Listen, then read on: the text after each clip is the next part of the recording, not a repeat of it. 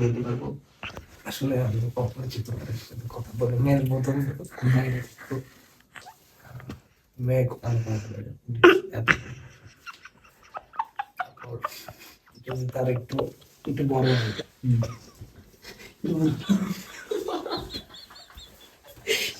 যদি এই যে একটু বড় তাহলে বাচ্চা কি বড় কি বলতে কি বলতে চান?